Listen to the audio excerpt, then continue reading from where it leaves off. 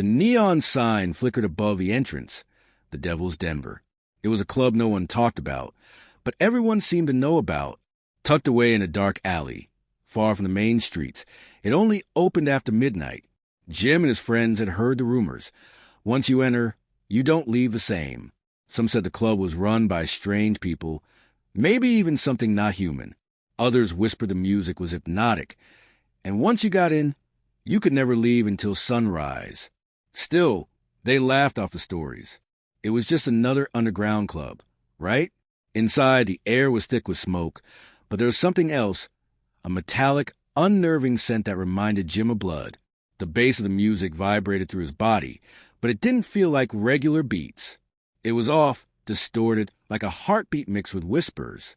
The people on the dance floor looked strange, too. Their movements were too perfect, too synchronized, as if they weren't controlling their own bodies. It was as if they were puppets, dancing to an invisible master. Jim nudged his friend Mark, who was already getting lost in the music. "Something's wrong here, man." Mark shrugged. "Relax. We're here to have a good time. Let's get drinks." The bartender was unnervingly tall, almost inhumanly so, with hollow black eyes and a grin that stretched too wide for comfort. He slid 2 glasses across the counter, filled with a dark, thick liquid that smelled disturbingly sweet. Jim hesitated. "What is this?" The bartender's grin widened. "A special blend for special guests." Before Jim could protest, Mark grabbed his drink and downed it in one go.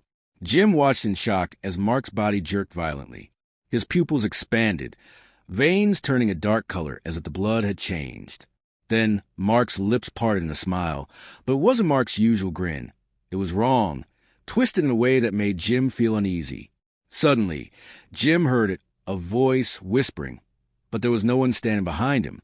"One of us now. One of us now." The words chilled Jim to the bone. He looked around, trying to make sense of it, but the people on the dance floor had stopped moving. They all turned toward him at the same time, their eyes wide and empty, no longer human. Their faces were still grinning, but there was something grotesque about their smiles, like they were all trapped in the same nightmare. "Mark."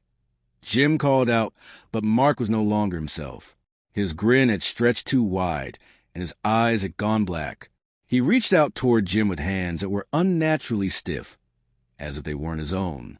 Jim's heart raced. He turned and bolted for the door, but when he reached it, he was stopped by an overwhelming sense of wrongness.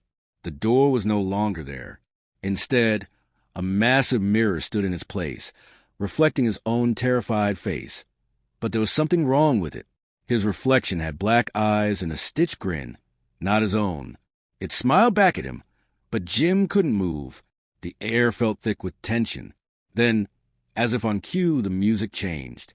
The soft whispers in the background now blended with the music, and suddenly, Jim felt his feet move on their own.